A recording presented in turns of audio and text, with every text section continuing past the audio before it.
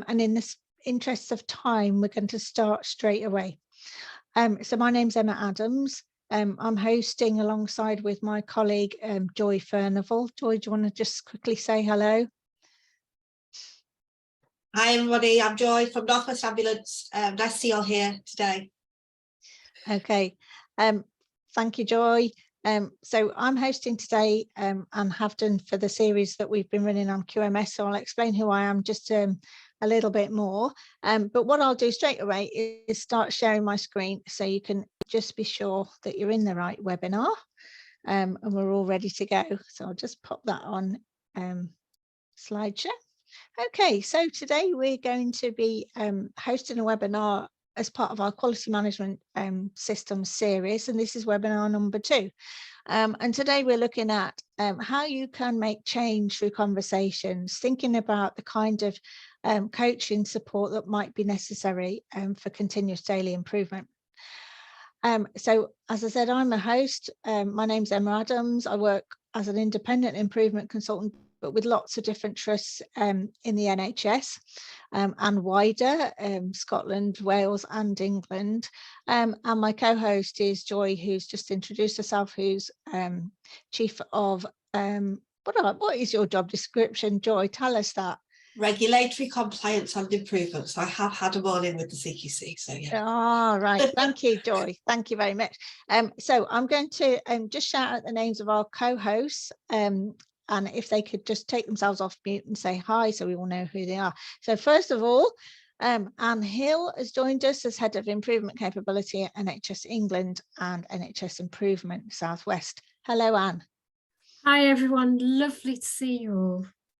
Thank you, Anne. And then Peter Lowe, who's Director of Improvement at the Dudley Group NHS Foundation Trust. Hello, Peter. Good afternoon, everyone. Nice to see you. Thank you. And Jem Ramazanoglu, I'm hoping I've said that right, who is Continuous Improvement Programme Manager from Central London Community Healthcare Trust. Hello, Jem. Hi all, you did well, Adam. Thank you very much. And Sid Beach, who is QI Training Lead from the same trust. Hello, Sid. Can you say hello? Good afternoon, everyone. Thanks for having us and enjoy. Thank you. Thank you very much. So today's session, you'll notice we're on record. So if you can stay muted, that would be great, because that helps with presenting. The chat is open. Throw any questions or comments in as we go along. As we get towards the end of the presentations, we'll have a panel discussion. So please raise your hand using the hand function. And don't forget to unmute if you want to speak. And also, please, feel free to use Twitter, because we like to use the hashtag QCOMQMS. And we also tag the Q community in that. So if you've got any further things you'd like to discuss or like to comment on, please do so.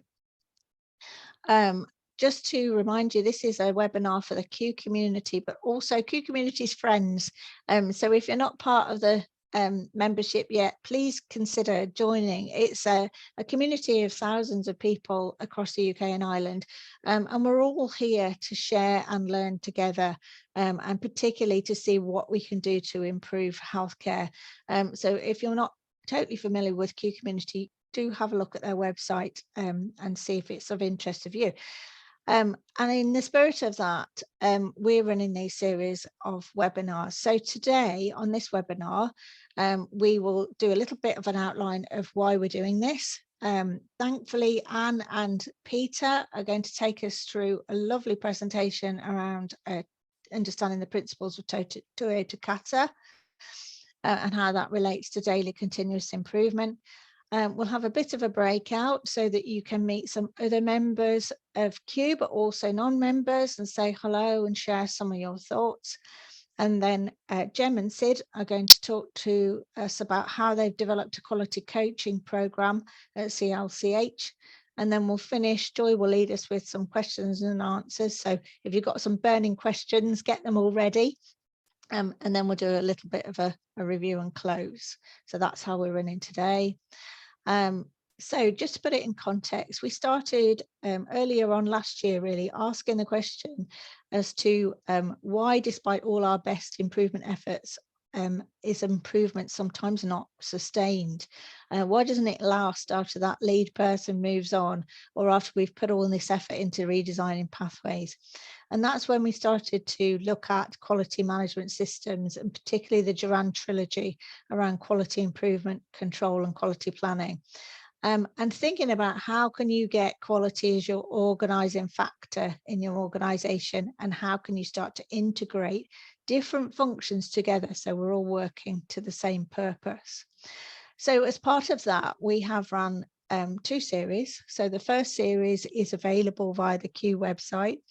And we had 4 fantastic webinars that were really looking at each aspect of the trilogy, but also the wider aspects around leading for quality and the kind of culture and conditions you need.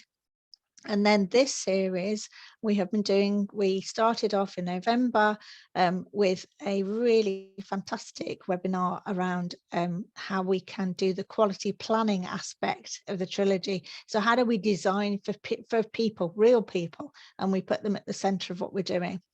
And today we're really looking at that sort of daily coaching level around how we can build good routines, practices, habits, behaviours that will really support improvement.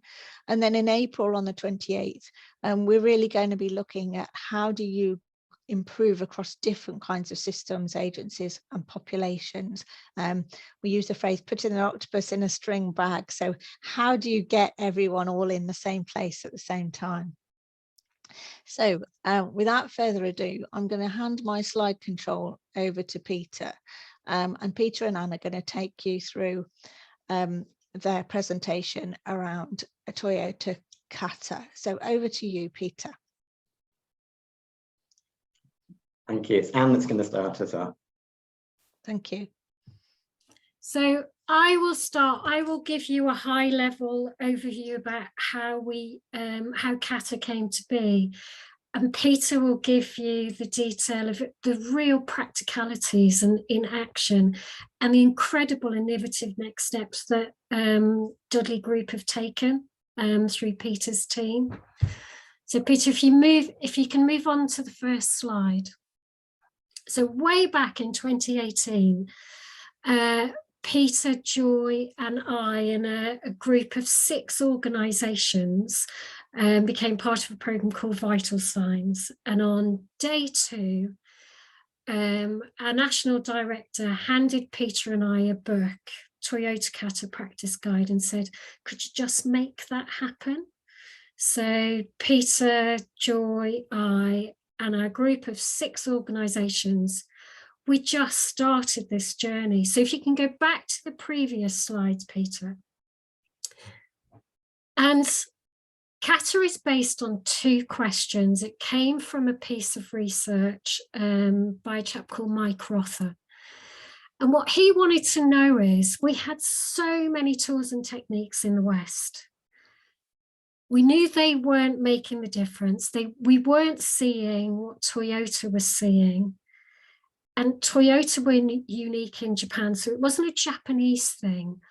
What else was going on? So he set out to explore, if it's not tools and techniques, is it something that the managers are doing?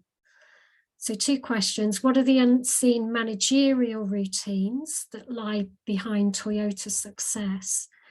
And most importantly, what can the rest of us do that are not Toyota to adopt those routines into practice, with a view to seeing the cultural change that they've got, but also the out and out success that they've achieved.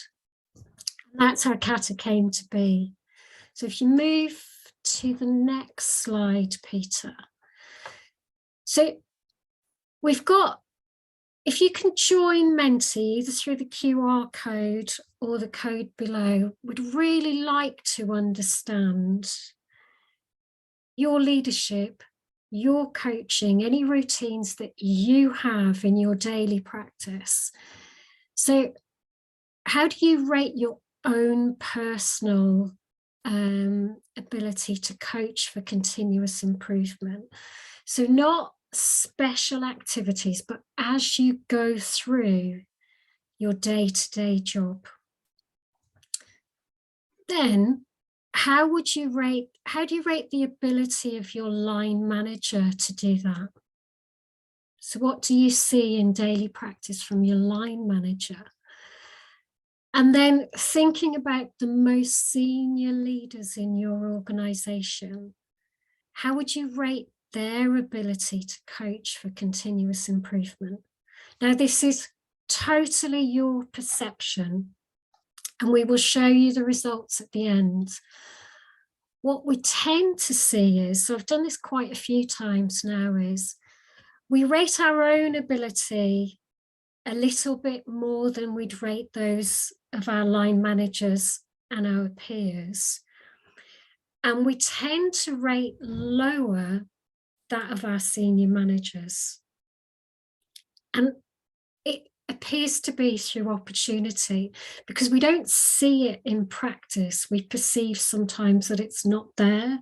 So we're really interested in what your opinion of that is.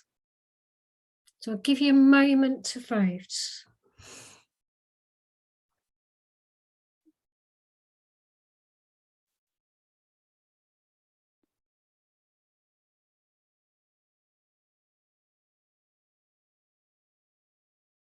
And then while all of that's happening in the background, we'll go through the next couple of slides. So Peter, if you can move on to the next slide. So what we found is, at a high level, from adopting what Mike was outlined as those routines, this is a way of really developing leaders. So anybody that has a leadership role at whatever level in an organisation as improvers. So it became it's a really practical approach, but not just as leaders, to develop that ability as coaches as part of daily practice. And as Peter will show you later, these routines become part of the day job, becomes a little bit of what you do every day. But what we've learned through every organisation that we've worked with, it's really helpful to have somebody who's an experienced second coach, so somebody to guide your coaching development. And part of the key pieces of work that we've had to do is to develop that coaching skill and the ability to coach and grow more coaches. But it's very practical to do. So the idea is that you'd start small. So it might be that you start with 3 people and grow capability quickly. But if you're going to do kata, so if you're going to practice these routines and get coaching leadership into everyday practice, you have to do it with discipline, and you have to do it with consistency. So if you set out to adopt this way of working, you've got to schedule it, you've got to make time for it, and really practice it. And that's where this idea of, should you choose this as a way forward, it's a really deliberate choice. It's not for everyone, but if you can start to factor it into how you work, schedule it as part of a daily routine, ultimately, it just becomes a habit that gets adopted. It starts to become instinctive to how you work. But the introduction wasn't altogether straightforward in some areas. It can be really threatening. So kata came out of the lean community. It's widely recognised now by the people that really started the initial literature, so people like Jeff Likert, that we miss the coaching bit. And a lot of lean that we saw across the NHS and across healthcare was, it was tools and techniques. And of course, we didn't see the massive, massive benefits that Mike alluded to in his research. And people that bought into the tools and techniques school only have really found this difficult. But what we do know is tools become really secondary. This is a way of developing a mindset and a habit. And I think most of us that have practiced loads, it just becomes instinctive to how you think. So it's not a tool, it's an outline, a framework for changing a way of thinking. It's not just for lean. So I've worked with teams who just don't use lean or have no improvement technique at all. So you can use it across methodologies. It's a way of thinking about problem solving. And what we have got some incredible coaches in the NHS. And as an NHS, we are so contributing to the overall global picture of Kata. So that's massive, you know, that's a real incredible step forwards. So if you can move on to the next slide, Peter. And because you're developing a habit and a skill, it becomes really not straightforward, but it becomes a way of just achieving some really, really diverse goals. You know, Peter's teams have worked on how hospital nutrition teams incorporate their work into the team, into their clinical work. I've looked at high-level strategy work. You can use it in diagnostic services, you can use it in admin services. But it's one of those things, it's not often you can take improvement home with you. And this way of thinking and approaching problems is so applicable at home. And we've got some links that we'll share with you after, just Kata at home. And here are some personal ones. Way back in February last year, seeing the pictures come out of Russia, okay, could we create a home where we all thrived for some Ukrainians that were fleeing the war in their country? So it became a really practical way to do that. In the Hill household, we said, right, no new plastics in the bathroom. We're going to achieve that. 2023 is the year of the plastic-free kitchen. And my personal achievement, I never ever thought I could run 5K in 30 minutes, let alone in just over 22. So you can start to use this thinking in so many ways, but to engage teams in stuff that they never thought was possible. It's a real practical approach to instinctive thinking. We will share a video with you as part of that research pack where, you know, Mike, who really started this, he's talking about the workplace becoming the world's largest classroom. We don't know what our working lives are going to be like in 2023, 2030, but this is a way to adapt to the unknownness of all of that. So it's very practical. And next slide, Peter, is yours. Thank you very much, Anne. And I'm very envious of your 22-minute 5K time. That is just so fast. So good afternoon, everyone. I'm going to attempt to explain Kata for those of you that aren't familiar with it in just 2 minutes flat. So it's basically we use Kata to develop a way of doing and thinking, and there are lots of different sorts of Kata. You can use Kata to learn to play a musical instrument. Many of you will have heard the word associated with martial arts. But what we're interested in here is about a way of thinking about improvement. So we want to develop a focus on learning, and we call that scientific thinking.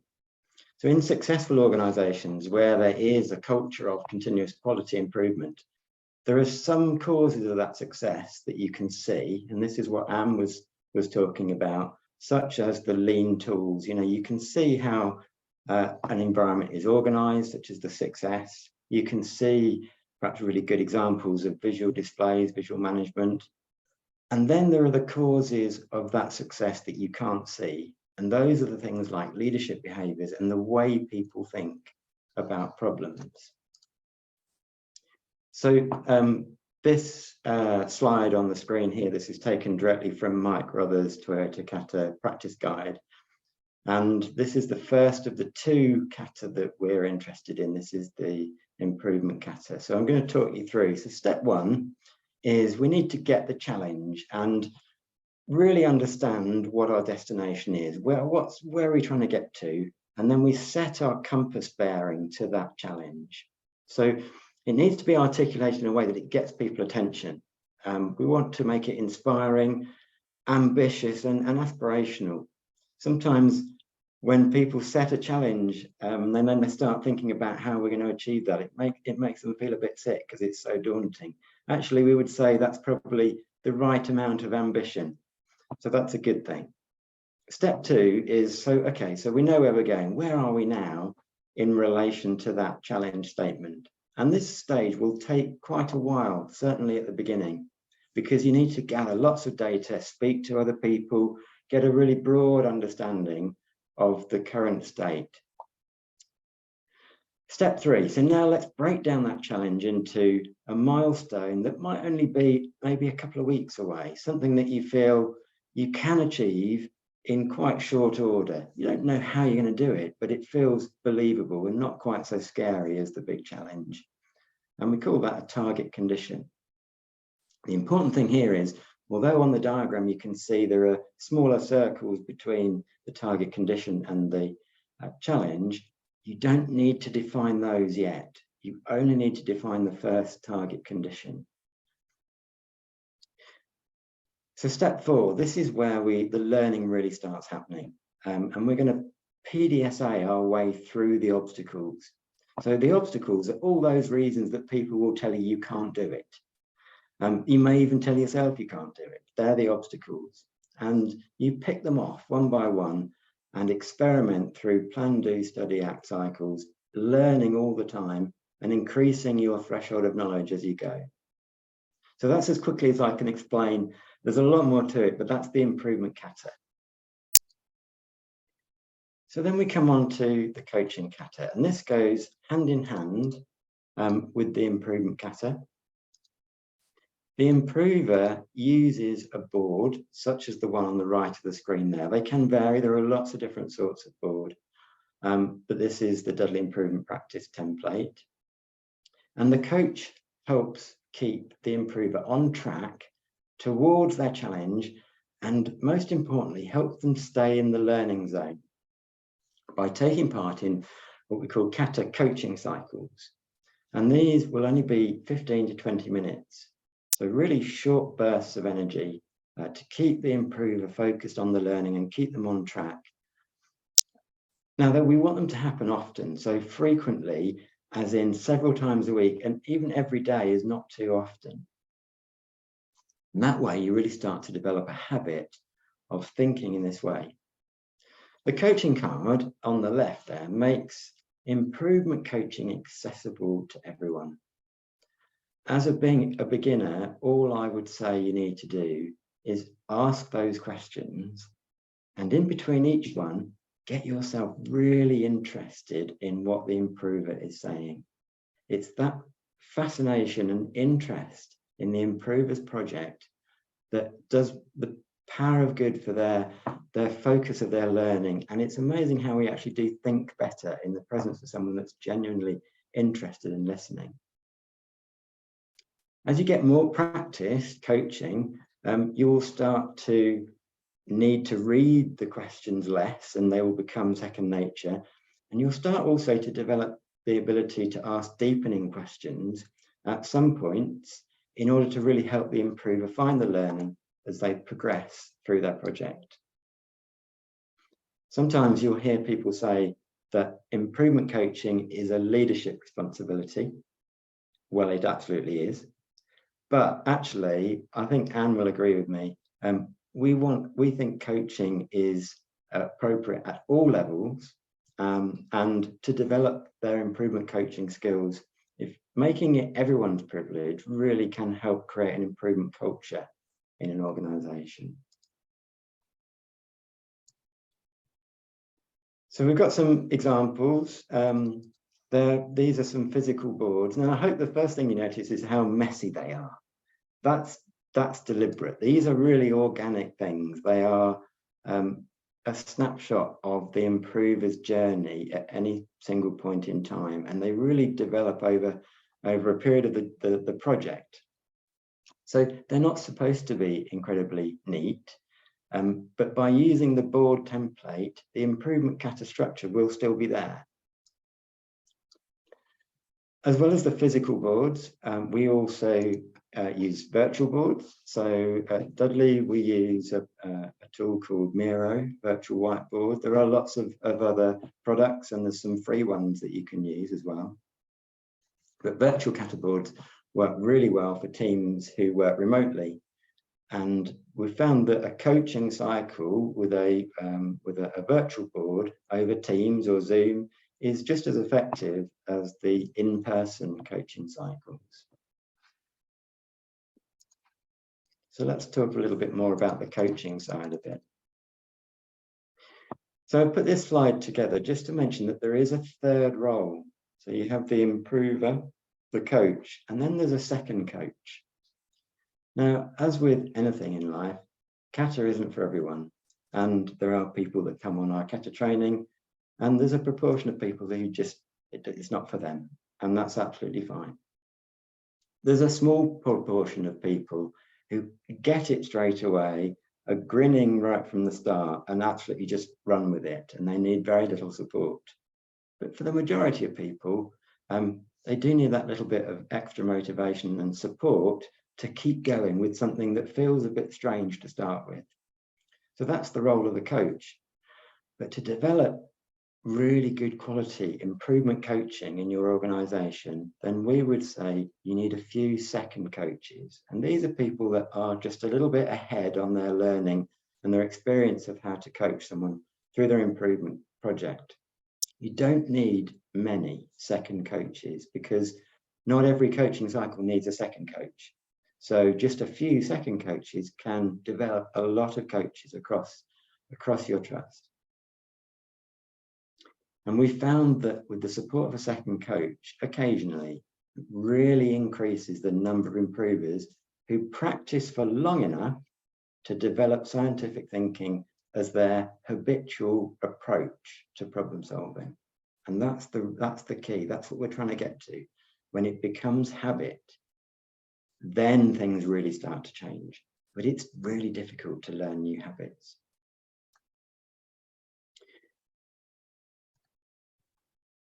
So recently, we've introduced the concept of a kata dojo at Dudley.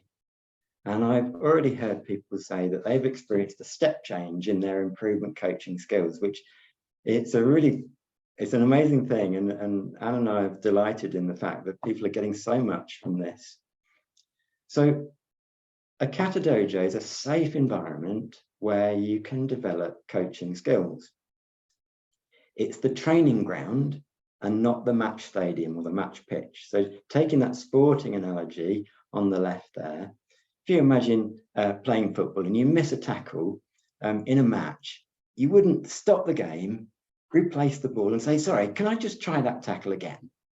That would be ridiculous. But in the dojo, that's exactly what you do. So it's a place to practice and make mistakes so that you can give your best performance when you're coaching people in their real world challenges.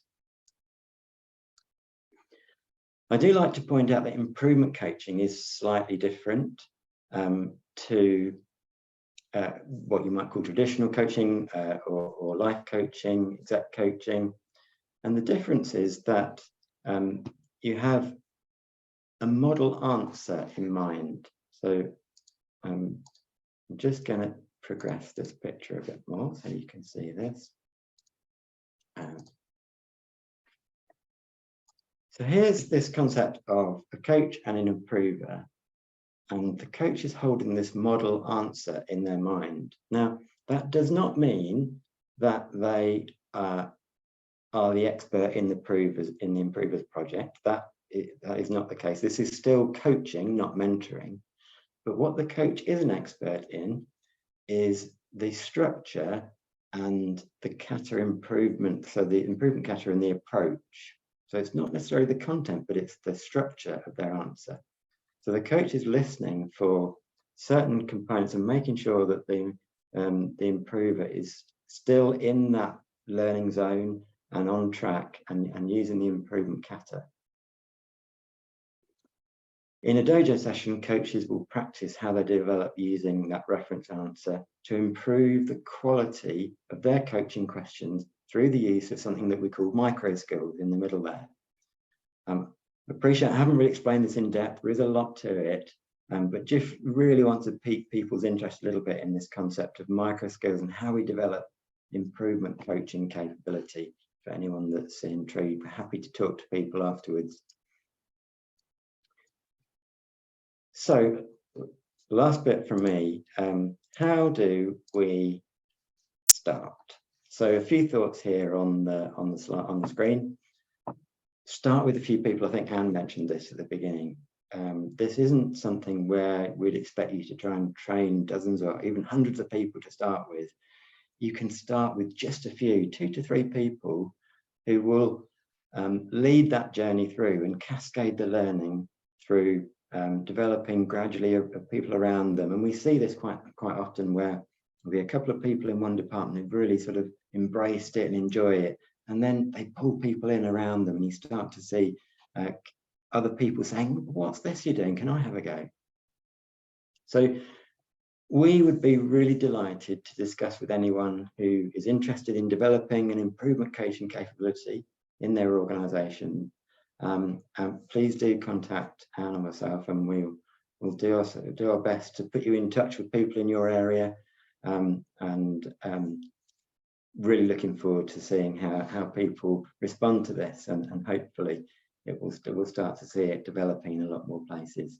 So I'm going to hand back to Anne, I think, for one final sort of Menti poll, but thank you very much for listening. Maybe Peter mentioned the competency framework, competency achievement that you've just had as well. Oh, yes, thank you. So we've just managed to get our kata training within the Dudley Improvement Practice accredited with the kata competency system, which is a licensed organisation with Cardiff University. And so now we can give out certificates that have the Cardiff University logo on them. And that just that little bit extra kudos, I think, and we're hoping that it will attract even more people to the training. So we're really proud of that. Thanks, Anne, for the mention. So post this, we've pulled together a little kind of digital goodie bag stroke reference materials that you can have, but we'd be really interested. Do you want to know any more? And if you are, we'll find a way to give you that opportunity. Great. Thank you very much, Anne and Peter. I'm not sure how we can share the poll. I don't know whether you can see the results, Anne, and whether you want to share your screen with it. I'm just looking at mine and I can't see it. So I can, I'll do it. Do you want to do that? Yeah. Yeah. Can you see that? It's come through now. Yeah. So I'm really interested in this question, and particularly given us as a diverse group with such different levels of leadership responsibility, would we get the same pattern? My hunch is that's what's going on here is we all feel we can be better. Because of time and opportunity and how we perceive our workplace, our line managers don't necessarily get the chance to coach as they would want to. I know I certainly don't as a line manager. We seem to have different expectations of our managers than ourselves, but the real rub comes for very, very senior leadership. And some of us are really senior managers here in terms of how we are perceived. Because we're often not seen enough, or may not be able to practice this in a really visible way, so demonstrate our coaching leadership skills, we get perceived as not doing it. So it was a real lesson for me that you almost have to over-egg it as a very, very senior manager and make it a deliberate practice. And the first organisation that Joy and I were lucky to visit, their director of nursing, she was really deliberate about this. Every Wednesday in her diary was her second coaching day. So she was really determined to demonstrate and practice as the most senior leader in that organisation. So it was just a good reflection piece, really. Thank you very much, Anne. So I guess people are going to have a lot of questions that are already starting to arise. What do we do with what we already do? How do we start? All that kind of thing. So what we're going to do just for a short period of time, just for 15 minutes, is go into breakout session. It's your chance to say hello to the people that are there, so please try not to leave all at the same time. Just say hello and share some of your first thoughts, anything that is occurring to you, anything that you think, oh, actually, can we ask that of the presenters? And then when we come back together, we'll hear from Jem and Sid of their presentation, and we'll get some chance to sort of ask some further in-depth questions. I've certainly got plenty bubbling up in my head at the moment. So Char's going to send us off to breakout rooms, and we will see you again in 15 minutes. Thank you, Char.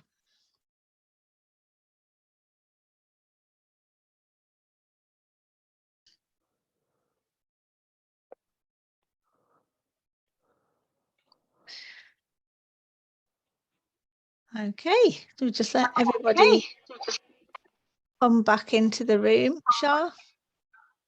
Yes. Looks like everyone's back in. If everyone could just mute themselves, I think sometimes it automatically brings you back through on not mute. Okay, thank you. Well, I hope you found that useful. I know some people might need to pop off now because we're getting towards the hour, but just to let you know, if those of you have to leave, we will send a follow-up email, and there's some resources that we can share as well, and the recording will be put on the Q website. So if you have to go now, don't worry, that's absolutely fine. So let's carry on a little bit more. So I'm going to share my screen again, and I'll be handing over to Jem and to Sid for the next part of our presentation. And while I'm sort of getting myself in order, just have a think whether there's any questions you'd like to pop into the chat for any of our presenters and for our sort of next session, our panel. So I'm going to hand over to Jem now. So Jem, you've got control of the slides. Would you like to kick us off next? Thanks so much. So hi all, I'm Jem. As I mentioned earlier, so I'm the QI lead at Central London Community Healthcare, and myself and Sid are going to talk to you a little bit today about the Quality Coach Development Programme and why and how that kind of relates to our challenges around embedding cultures of improvement and specifically around QMS. So let me move us on. Oh, it's working. There we go. So I think in the NHS, we've been talking about quality improvement probably since the 90s, saying, you know, we recognise that there are these methods and tools and techniques, and there's a real value to those in their application in healthcare. And over those last probably 2 or 3 decades, we've been learning more about quality improvement methods and learning different ways of how to build skills and use those skills. But whilst that, I think we've probably, especially the last 5 to 10 years, we've really recognised the importance of that and the growing recognition that things like CQC putting that clearly into their framework, saying that's what a well-led organisation looks like. It has this kind of embedded approach to improvement. How to go about achieving that is less clear, and I think we've seen a big range of approaches and methods for building capability and deploying capability across the NHS. And I think we were just talking in the breakout session before here. I think one of the challenges we've seen over certainly in my kind of career, is that we often have improvement skills in a small group of experts, and we tend to sometimes be parachuted in to help fix problems, but that doesn't always leave people able to fix their own problems when we're not there. And that often ends up with QI or improvement just being a peripheral activity. You know, people do it sometimes as and when there's an issue, and then they go back to working the way they always work. But that doesn't embed a culture. That doesn't change how we operate and how we use and think about how to solve the problems and the challenges that we're facing.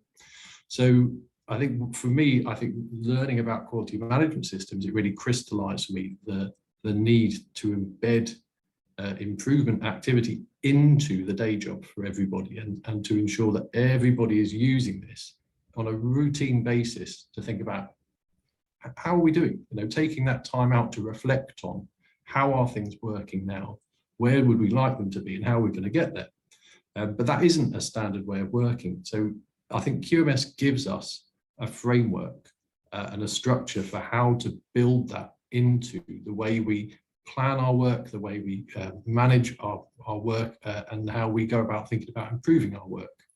I'm just going to skip through that slide. I'll come back to that one in a moment. Ooh, apologies.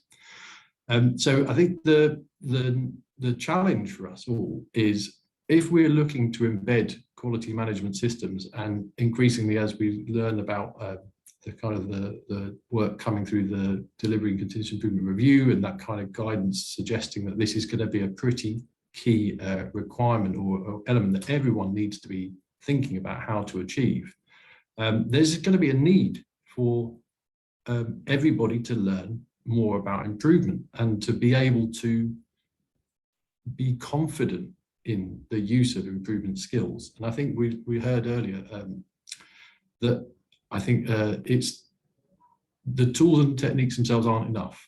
And I think there's a lovely quote I had many years ago saying, in theory, there's no difference between the theory and practice of quality improvement, but in practice there is, because applying those tools in the complex world of healthcare is never straightforward, and teams will often struggle to do so competently and confidently, and so they're going to need support. And I think that's where, if we're going to embed things like quality control processes, this process management approach where people are on a routine basis reflecting on how they're doing, are those key elements working well, and if they're not, what are they going to do about it? They're going to need to be confident in some of these skills and techniques, and the same when they identify the need to make some step change improvement, they're going to need to know how to go about doing it. I think that's where I'll come back to this one, which is about how we build and use resource around improvement. So having improvement expertise, I think in my experience, I've seen a real habit for improvement experts to be a rescuer. And what we like to do is we go and fix problems. It's really fun. It makes us feel good. You know, we go and we help a team and we go, that was great. And we walk away, and then the team says, oh, that was great. I'm not sure I can do this on my own. So they need, then they're dependent on us, and they need us to come back and support them to do the next project or the next bit of improvement work. And I think a lot of organizations will have an approach, a strategic approach to building capability that varies on this scale I'm showing here. So that model that I certainly used to work for, where I was far on the left-hand side, was we were very much building dependence on a small central resource. But on the other side, and we'll certainly see that talking about coaching, is you're trying to create independence in the frontline staff to be able to use these methods on a daily basis confidently and capably and quickly, most importantly, because we don't have a lot of time. We need to do it well, and we need to do it fast to be able to use improvement skills. So I think everyone will recognize that their trust's approach will fit somewhere on this this kind of spectrum. You're either fully on the left, fully on the right, or somewhere in the middle. And we're definitely, we started on the left and we're moving our way to the right, and we're consciously and intentionally trying to take more of an independence model for how we build improvement capability in the organisation.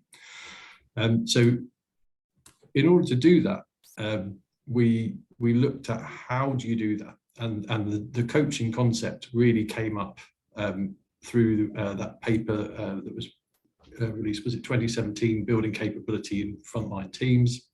And I think it was from East London Foundation Trust. They were talking about the role of the quality coach, and I think that paper really described it for us. And at the time, I think I was involved in a network with North Central London's quality improvement leads, and we were talking about how we build capability and how do we access training. And we recognized between us that we had this gap where we all had really good sort of foundation skills, where we could introduce people to what QI is and train them in the basics. But we didn't really have much beyond that to give people a depth of understanding, and most importantly, to support their colleagues and peers into use improvement skills. And so we identified there's this need to have something that sits between the frontline improvers and this small central core team of experts. And that concept was a quality coach. And so I'm showing here, what do we mean by quality coach? And this is actually taken from the definition we developed through the Quality Coach program. I'll talk to you a little bit more about how we got there, but essentially what we're talking about is someone who's got a passion for improvement, someone who's got experience of using improvement tools and methods in a context in healthcare, and they actually have time to support QI. So I think a lot of the challenges, we train people who don't have time in their day job, and they've got a busy job, and their managers are going, well, no, you've got a job to do, get on with it, and that isn't your job, so why would we give you time to do that? And that is something I see frequently from people who go through improvement training. So having people with that protected time to support their colleagues is really crucial. And they can then teach and explain the use of improvement tools, work to engage people and understand more about how improvement works. And most importantly, in our complex systems, it's the way we relate with each other. You know, we can never normally fix problems on our own on a silo. It's how we work between the different silos, how we form the bridges between those interfaces is really key to making improvement happen. So that someone really thinking about that and helping us to nurture those relationships is crucial. And then also someone just to be there and observe others in their application and support and encourage and guide them. So to link it back to a more sort of traditional role, because this was a new concept to us at the time, I always think back to my time working in the Think Glucose program, where we were looking at diabetes care, and I was introduced to the concept of the diabetes link nurse. Well, what is a diabetes link nurse? And they say, well, it's a nurse on the ward who just has a special interest in diabetes. And they go through some additional education and training to become a bit more expert than everyone else in the ward. They're not a diabetics nurse specialist, but they are sort of that bridge between, and they become your first point of contact in that ward for your nurses to go to if they have an issue with diabetes. And that person will usually be able to help, and if it's not, they'll say, actually, that's something to take to the DSM team. So in a way, that's almost what we see the quality coach being, is that key person in your local service who has that deeper understanding of quality improvement and that enthusiasm, understanding, and is your first point of contact. And I think it's going back to that concept of the second coach. That leaves the smaller improvement team to be your second line support, rather than them being the first team that you go to. You've got a local person to go to. So that very much became the concept that we wanted to work out, is how do we build improvement coaches? And we did look around and say, what are the opportunities? And to be fair, at the time, there weren't many programs available to the general NHS that didn't come with a significant fee. And we had no money to pay for everybody to go through this. And I think the guidance was something approximately, you should be aiming for 5% of your workforce. I think the paper suggested to be trained, and we did the financials and very quickly realized that was never going to happen. So we came up with a concept and said, well, let's just design a program that we make freely available for everyone. Very much in the kind of the ilk of the old kind of productive series that the Institute for Innovation and Improvement developed. And again, that was where I kind of came from. So using that kind of thinking, well, let's have something that's off the shelf. People just pick up and run themselves. If you've got a kind of a bit of QI expertise, you should be able to just pick this up and run with it and potentially ask for help if you need to. So back in 2019, we put a submission into the Q Exchange and said we'd like to develop a training program. We were planning to do it ourselves, but we recognized that if we were to do it as a collaboration with improvement leaders from across the country, we would have a much better program that would add much more value and be better able to flex to all the different systems and settings that it might be used in, because everyone would want to use it differently.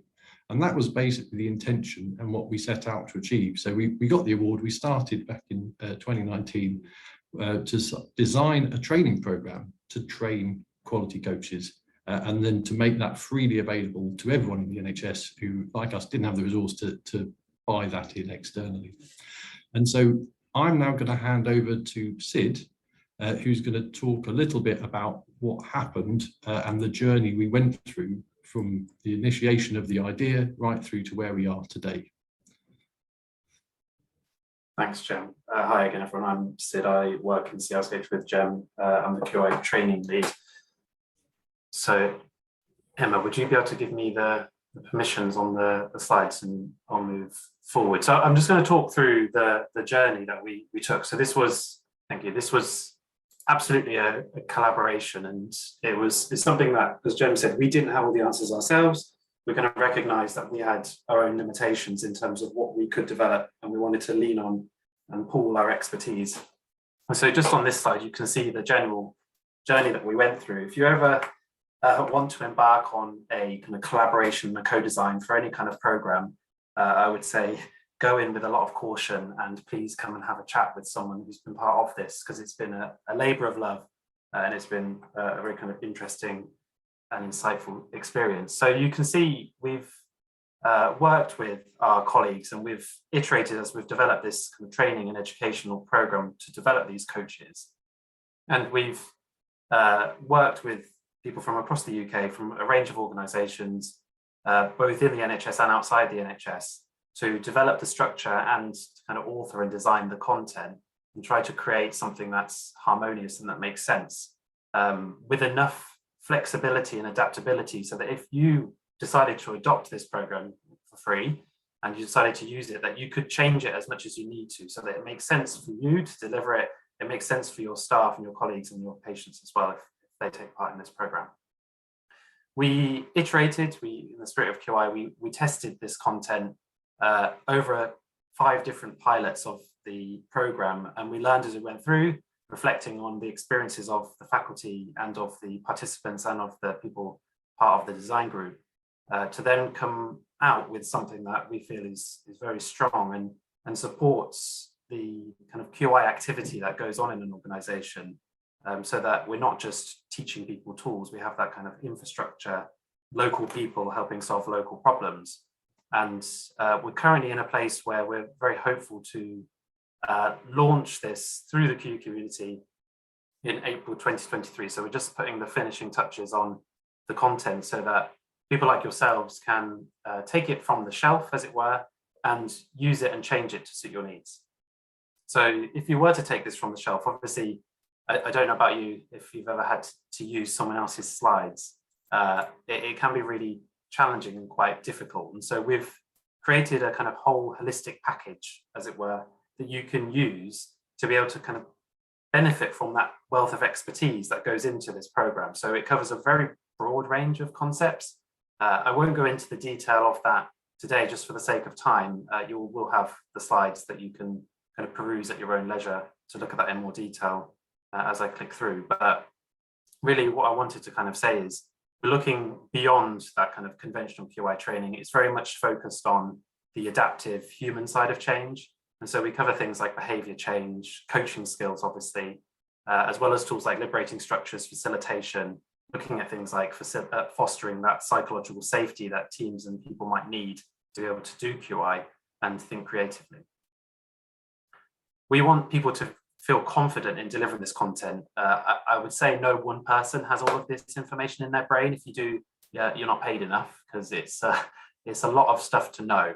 And so we have tried to create all of this resource to support you with the kind of adoption of this So we've created a program leader guide so that if the person who is responsible for QI perhaps is interested in this, they can think about whether this is right for them, whether the time is right, whether they have the resource to be able to do this, whether the kind of the sign off in the organization, how to actually kind of step by step set up and deliver this program, as well as, you know, comprehensive slide notes and resources to help you with the actual practical delivery. So I took a screenshot of some of the resources that we've created as a design group together, and you can see just a few of those on the screen. So slides that come with those slide notes, so you actually understand the purpose of what we were trying to say, because I think I've picked up some slides before and there's a really strange picture in there, and I'm sure, you know, like a picture of a dinosaur or something, and I'm sure the initial intent of that slide was really interesting and profound,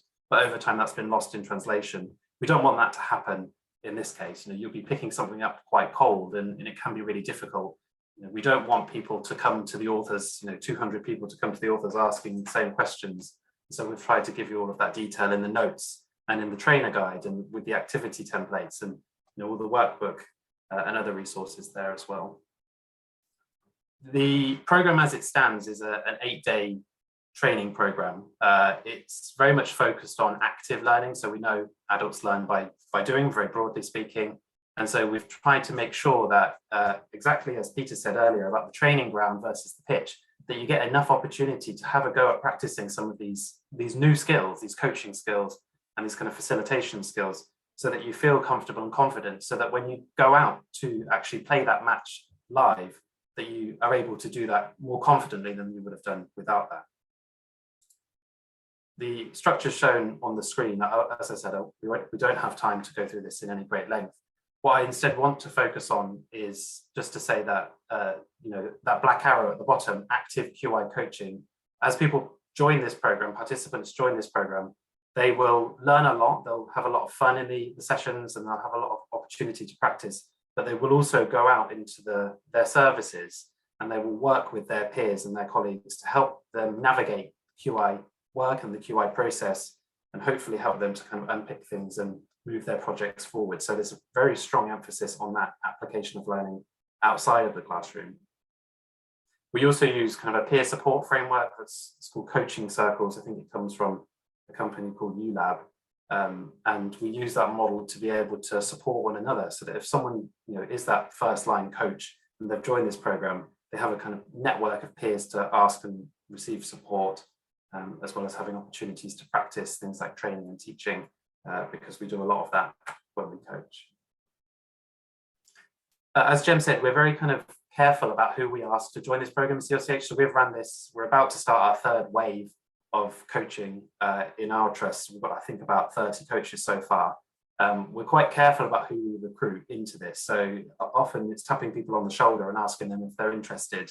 You know, people who have that ring-fence time agreed from their managers and their leaders to be able to actually meet with teams and work with teams to go through this problem, having that kind of passion for QI, because we don't want people doing it just to kind of add things to their CV. We want people who are here like us, who get QI and have got that QI bug, and obviously a willingness to learn and to build on their prior experience of QI. Someone's just put in the chat, which is very timely. This would build on kind of prior experience of QI, probably prior experience being equivalent to QSA practitioner. So it would be much more than the kind of technical tools. This is about the human side of change and the working with people and helping them to go through that process. Beyond the program, we also at CLCH have learned that we need to kind of maintain that contact with our coaches to make sure that the work that they're doing is in the needs of the organization, and also to give them the support and the kind of networking that they need so that they continuously learn.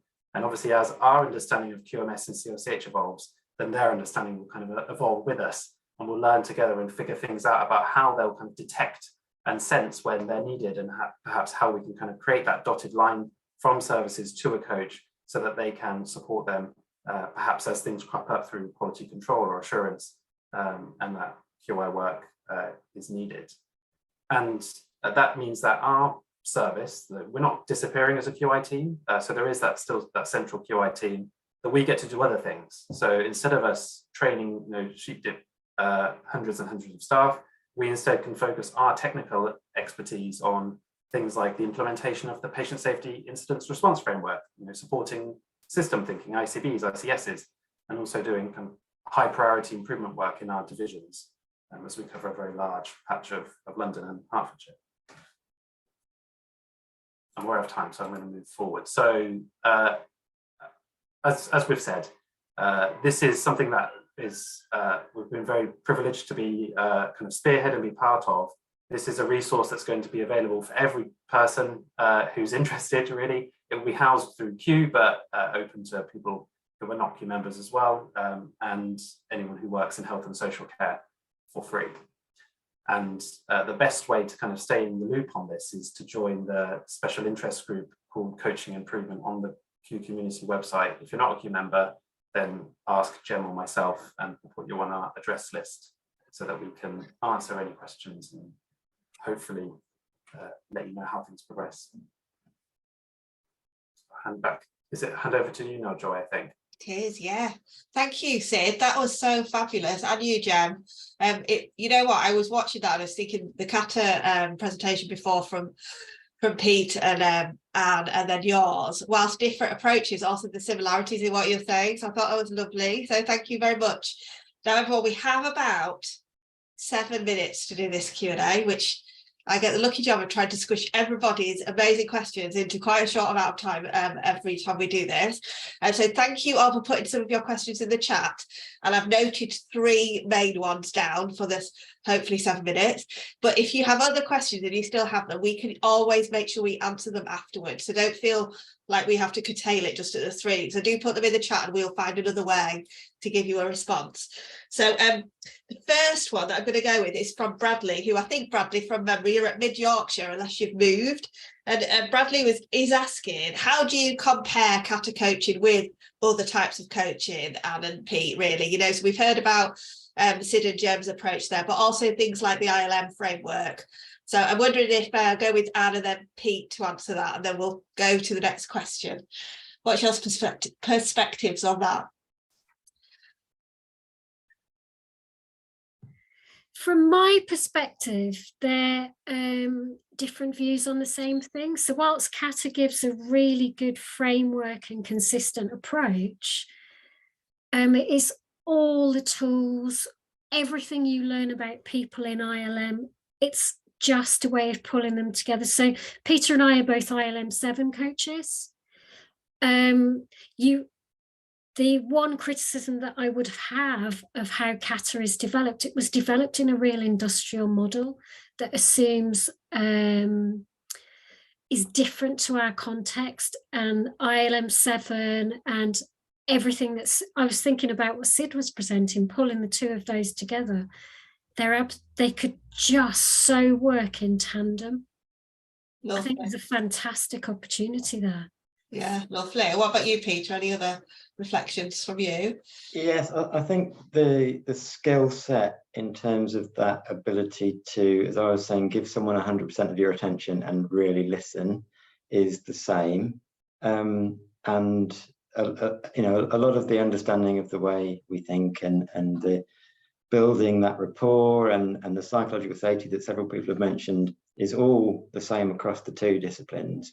But for me, the difference is that with, however you phrase it, traditional coaching, I think is completely, or should be completely non-directive in my view. So you wouldn't have an expectation as to how someone is going to answer a question. Whereas with Kata coaching, you do have this model answer. And I don't know whether I'm making myself clear when I say it's not the model answer of the content, because that's the improver's project. So you're not supposed to understand their project like they do, but it's the structure of how they're answering and whether they're still following the improvement Kata, and whether they're addressing one obstacle at a time, whether they're using process metrics and outcome metrics. And it's that kind of structure that the coach is listening for. And I don't think you don't really have that in sort of one-to-one life coaching. So that's the main difference, but a lot of the skill set is very, very similar. Yeah, lovely answer. And I'm curious, Jem and Sid, have you used the ILM work at all in any of your developments? Have you used any other types? Okay. Okay. Oh, well, there's loads of opportunities to take next steps, so isn't that good? Okay, so I'll move to the next question. So the similar questions, and I'm going to group them together in the interest of time. So John Beaton and also Paul Hughes have both asked scaling type questions about where else have these coaching approaches been used, have they been used in different countries, have they been used in different sectors, and also what kind of scaling have people done. So, you know, is it still just a small group of people trying this out, piloting it, or is it actually starting to spread a bit more? And I think the real question under both of these is, so how many senior people are really doing this? I think that's really what's going on in these questions. So if I start this time with Jem and Sid, and then I'll come to Pete and on after. So Jem, could I start with you? Yeah, so it's a good question. I'm not sure I know all the answers, to be completely honest. So I know when we did our research on the coaching program, we looked at, you know, where do people use coaching in healthcare, and specifically coaching for improvement. And I think recognising what Peter's saying, there is a difference between coaching and coaching improvement. And we saw, you know, examples that are used in industry, in healthcare, we came across programs that are used in India and many others, and I think there is a lot of variation. I think IHI have got a coach program, and what we noticed is every program has a different angle. They've all taken a slightly different kind of tack on what they mean by coaching and what they feel are the important skills. So we really went out to the Q community and said, who are the experts in improvement coaching, and can you design the content? So I think that's the way we've kind of gone about it, and I'm not one of those experts, so I really don't know. I think the answers is what I'm saying, but I don't know, Sid, if you've got anything to add in terms of what we've got and how widely it's used. I mean, so we've based a lot of our work on healthcare and healthcare in the NHS and closely kind of related healthcare sectors in the UK as well. So it's mostly from what our own lived experiences have been. In terms of the test of the program, it's obviously been tested in a community setting, that's where we work, as well as a mental health setting and an acute setting. And in terms of your question about leadership, it's surprisingly, I think it's a thing of perhaps the way where we work, but leaders are the most interested in doing this. I think they have flexibility in their diaries and their general schedules and job plans that they can, you know, carve out that time. And we're almost saying to them, we love the enthusiasm, maybe someone else who's more junior to you. So far we've had the kind of band 4 to band 9, but more so towards the higher bandings. And we're now thinking it'd be really good if we can have, as well as service leads, perhaps some other people who can do this program. Which is different than my prior experience. It's normally been the other way around, where managers wouldn't touch this with a barge pole. So it's really interesting. Oh, brilliant. Right, thank you very much. And what about you, Pete Redan? What's the learning you've had from the last 5 years of steps on this scaling question? And I know me and Anne have given it a go in the ambulance sector. So Peter, let's start with you.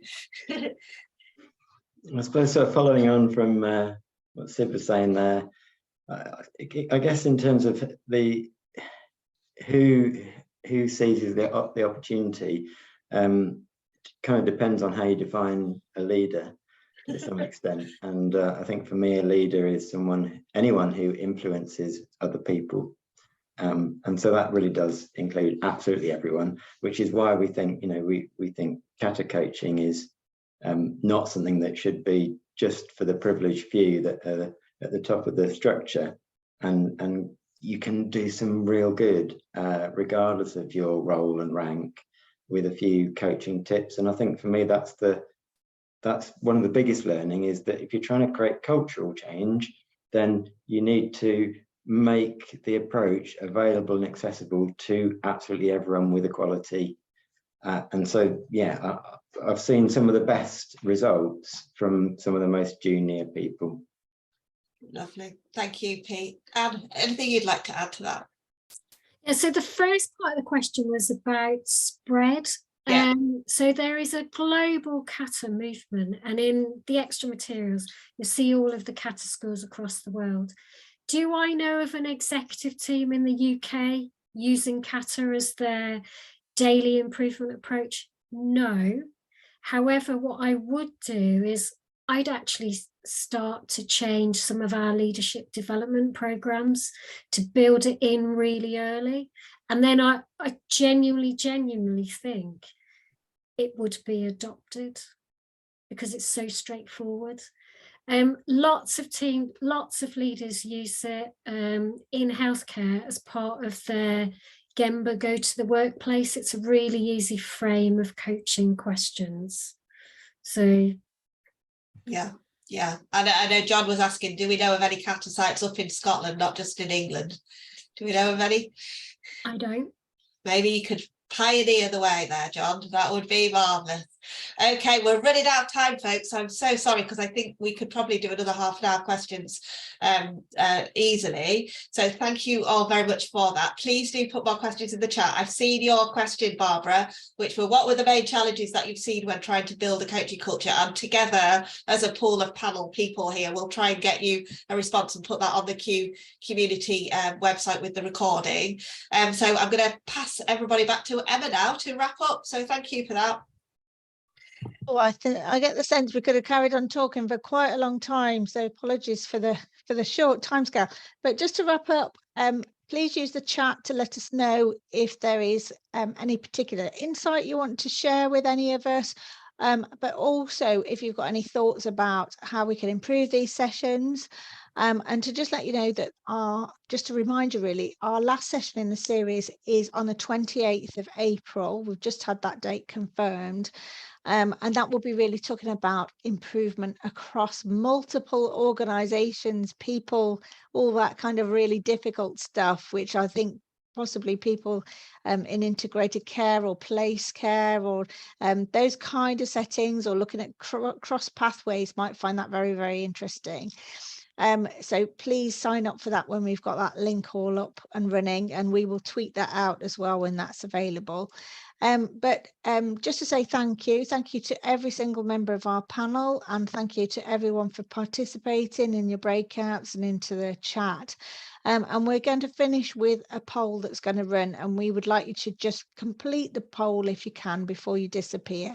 So thank you from everyone, and goodbye. Thank you.